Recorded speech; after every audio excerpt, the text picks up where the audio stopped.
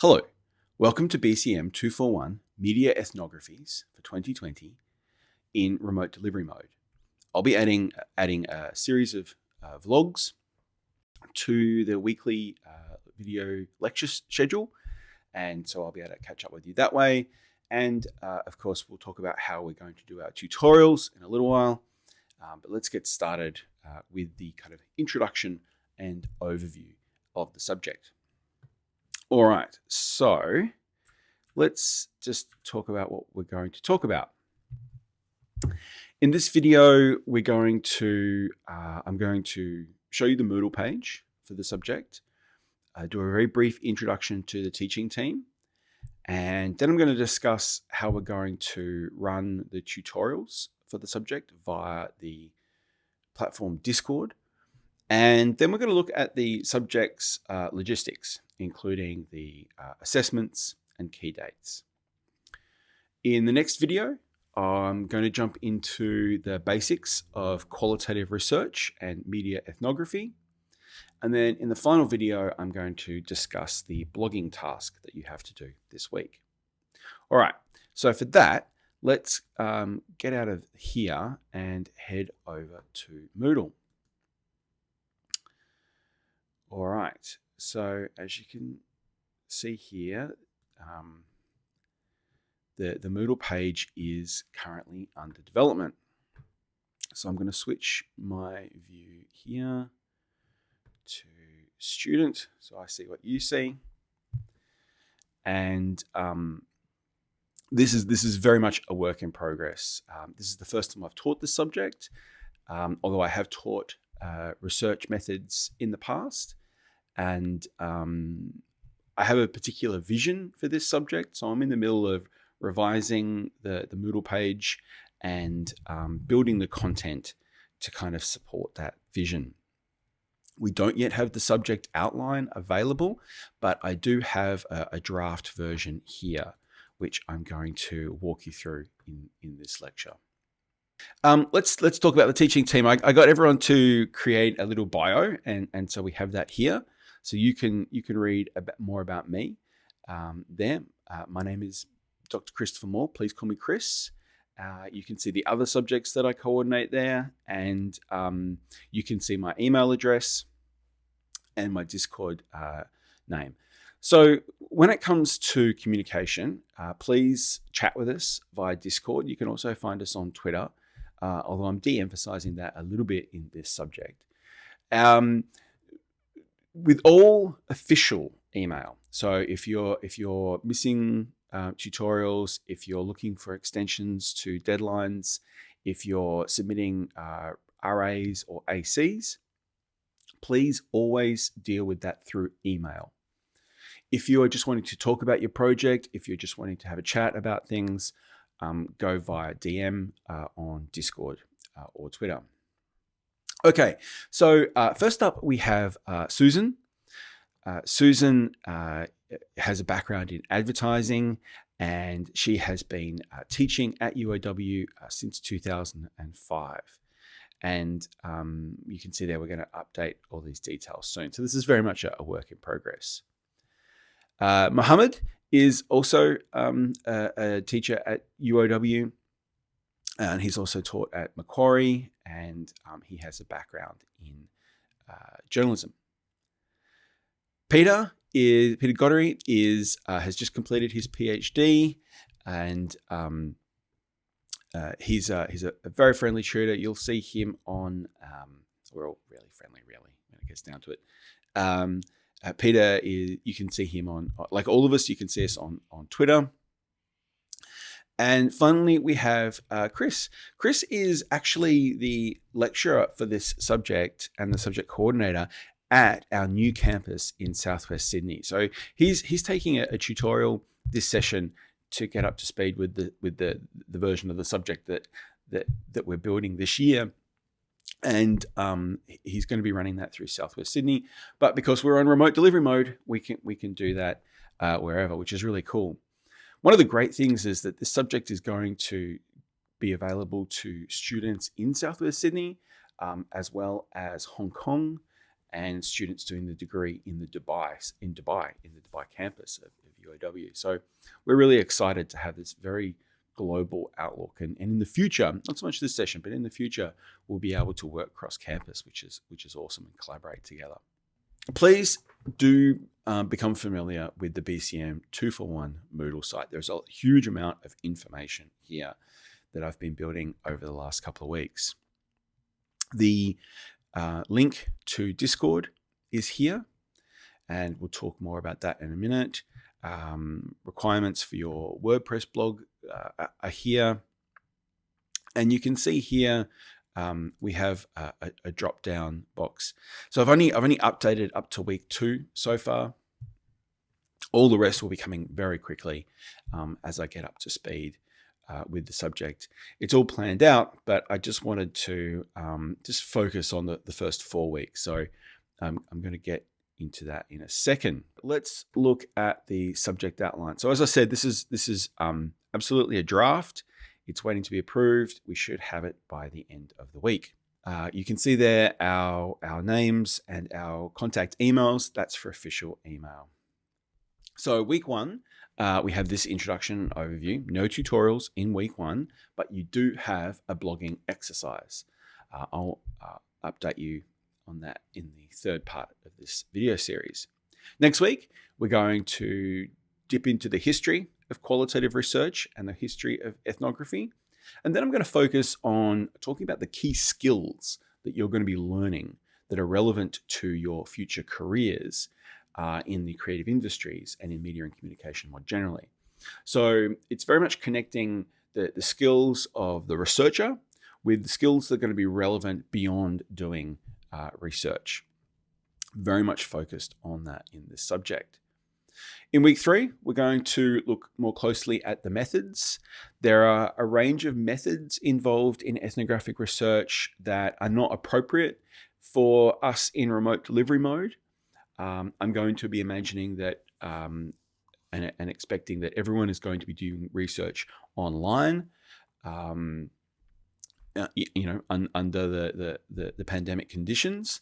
And so I'm going to be focusing on methods that are specific to that. Then in week 4, I want to kind of really dive into some of the important ethical, moral, and legal obligations and restrictions around doing research ethically, but also with attention to issues of intellectual property. There are no classes in week 5. This is the research week, but you will be submitting the first 4 blog posts, or the 4 blog posts that you'll be doing in this subject at that time, and your class pitch. So that's a very big week for you. So there's no lectures and no tutorials that week. Week 6, we're going to get into digital ethnographies. Now, what we are really doing in the subject is everyone is doing digital ethnography. But I want to specifically focus on the history of that and its utility and where it might go in the future. In week 7, we're going to talk more about specific audience ethnographies, focusing on fans and fandom. And then in week 8, we're going to think about the role of ethnography as content. And then you've got the mid-session recess across those 2 weeks there. In week 9, there is no lecture. And so that's really where you can start to finalize your research project. You're heading into the end of the session, and here is where you can really work on your final version of your research project and start to get that ready for workshopping in the final 4 tutorials. I'll do a final kind of revision and conclusion towards the methods. And then in the weeks 11, 12, and 13, that's where we were really focusing on refining your research and building the media project through which you're going to communicate your research that we call a digital artifact, which is due in week 13. All right. Let's talk a bit more then about the specifics of the assessment. So I'm going to skip down to assessment number 3, because all of the assessments in this subject are scaffolded, and so they're all connected. So you're going to be working on a major research project. You're going to be examining a research field site, right, which is a topic or a media interest, or what I call a niche, that you have some expertise in, or that you're looking at developing some expertise. So you're going to be researching a topic, an issue, a problem to do with this media niche. Now, that problem might be how do we get more viewers? All right, how do we increase the audience? How might we increase the quality? How might we increase the range of diversity of representation, right? What are some of the environmental issues connected to this brand? It's a really wide scope, and we're going to talk more about that over the next 4 weeks. So you're going to be learning ethnographic research methodologies. You're going to be employing those methodologies in investigating an issue or a topic to do with a media niche of your specification.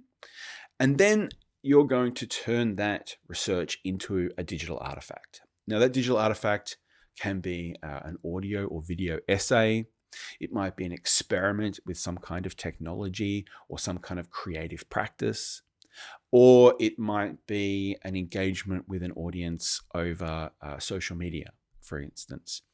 The digital artifact is a program of study that is very broad. It is very flexible. It has very few boundaries, and that's to encourage your innovation and your creativity. More about that as we go through. So that's the major project that you're working on. You're going to be delivering a media version, right? Communicating your research, and a research report, which is a very short report with a cover page, a table of contents, and then an itemized breakdown of your background research, right? Your engagement with literature, and your account of what you did, right? This is not an essay. This is very much, subheadings, dot points, report of the work that you did this session, communicated in a PDF. Now, you are totally welcome to collaborate. This is a project that you can work on together with other people to produce the digital artifact. And then you submit some, individual research reports giving an account of what you did. So that can be compared and contrasted to make sure that, everyone's contributing equally. All right, sorry, scrolling through too fast there. So let's bring that back around to the top then, which is your journal blog. And your blog posts, there are 4 blog posts. You're going to be doing 1 a week in weeks 1 to 4 to develop your media niche or your interest, and really focus and refine your approach and consider what you're going to do for your ethnographic research project. So there's going to be a blog post due in weeks 1, 2, 3, and 4. You need to read through the requirements here, but again, at the end of this video series for week 1, I'll explain the blog posts in more detail, so I won't go into too much detail there. Instead, what I'll focus on is assessment number 2, which is the presentation. So once you've submitted your 4 blog posts and you've got feedback on that, you'll have an idea of what you're going to be doing for your major research and how you're going to be doing it. You're then going to create a short 2-minute video pitching your ideas. You're going to create a video straight to camera, just like this. You're not going to be worrying about aesthetics. This is just communicating your ideas. You're not going to be worrying about editing. It's totally fine if you just get your phone and it's just potato quality. That doesn't matter. It's more about your ideas, your innovation, your creativity in terms of how you're applying yourself, not the visual aesthetics. So you'll do a 2-minute pitch. Absolutely, 2 minutes is the hard limit. Should not be any more than that. And then a short contextual blog post where you embed the video in your blog. And then you'll be sharing that in class where you can workshop and respond to comments. And then that should set you up to do the final research. So there you go. You've got a major project. You're starting to define the territory in weeks 1 to 4. You're pitching your ideas and sharing that with everyone in weeks 5, 6, 7. And then you're really diving into that work and refining your approach and producing that digital artifact in the final third of the course. So let's quickly go back over to the Moodle site. There's a couple of things that you need to do. The first one is that you need to complete this subject questionnaire. This is private. This will be shared with your tutor and myself. And there's two really important questions that are most useful for us. And that's at the end here. And this is kind of the first formative task for this subject, right? This is where I want to get a sense of the grade you expect for this subject. So be realistic. Base this answer on your experience with subjects in the past. What did you get for that subject? What's your average? What do you expect? And then I want you to think about what you aspire to. Now, I totally respect a student that tells me, Chris, I'm just looking to pass this subject. I just want to get through this degree and really enjoy my time here, get as much knowledge as I can, but I'm working full time and I'm just trying to get through. Total respect, no issues with that. A lot of students tell me, I want to get a distinction average, right? I want to aim for that 75. That's where I'm aiming. And I want to keep my grades at 75. Obviously, if you're a Dean Scholar, you need to do that. But other students are interested in doing that as well. And so that helps me, and that helps all the tutors look at your answers. And when we're marking your work and say, hey, you told me that you want to get a distinction. So you need to do A, B, and C in order to lift that. Or maybe you really want that high distinction. Maybe that you want that 85 plus, right? And this is where you signal that, and we can say, okay, you're aiming for this. This is what you need to do when we give you our feedback. So this is a really important gauge and communication to us. Tell us why you're here, what and what you want to achieve in a very, very simple way. All right, please do that this week. There's a bunch of learning resources here. There is a link here to Discord. Okay, so Discord. All right, I'm going to load Discord up. Probably going to take a minute. Here we go. There are 3 versions of Discord. There is Discord for desktop, which is what I'm on here. And you can see I'm in a lot of different Discords. There is a app on the phone for Android and iOS, which is really great. If you're not at home and you want to join your tutorial or join another tutorial, you can jump on the phone, chuck your headphones in, and off you go. Sometimes the connection in Australia is a bit wonky, but we use Discord because it's very low bandwidth.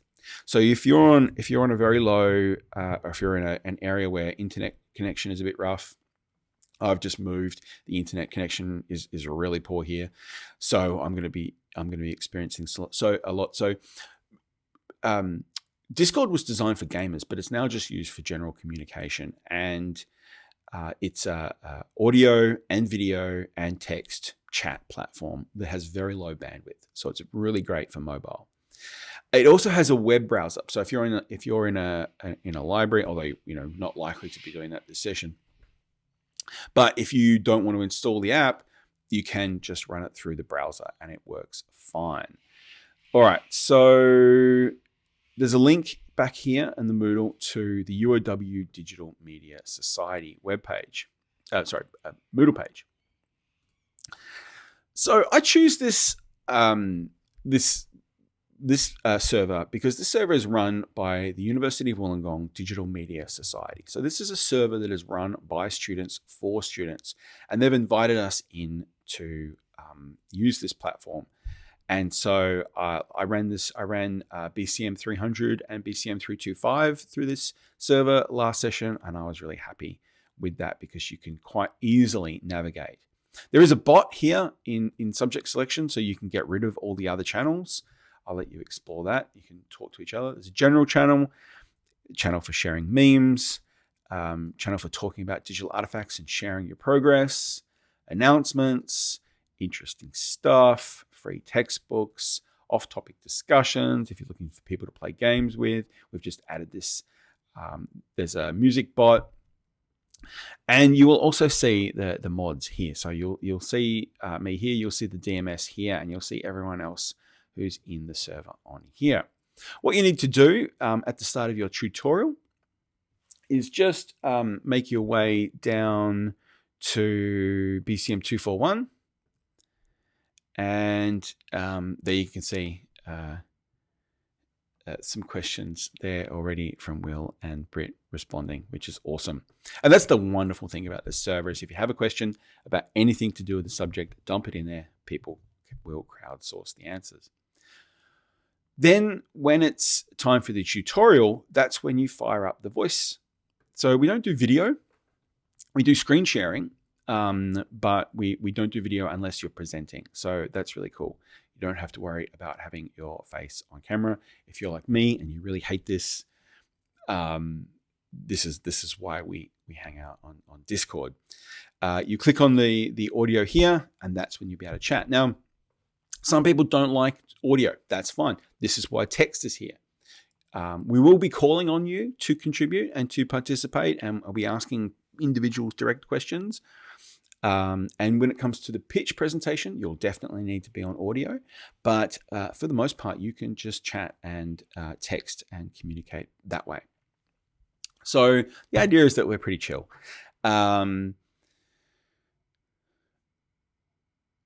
It's gonna don't stress out at any time. Everything is solvable. There are no problems that are not solvable with regards to the subject. And so don't be afraid of Discord. It looks a bit clunky maybe to start with, but you're all really familiar with social media. This is just an advanced communication platform. And so don't let that phase you at all. If you have any questions, email me, tweet me, add me on Discord, send me a chat, and I will help you out. We can also do direct conversations here, so you can talk to other students, particularly if you're collaborating on your DA. This is a great way to coordinate. There is a checklist for week 1 because there is also a survey that we need you to fill out.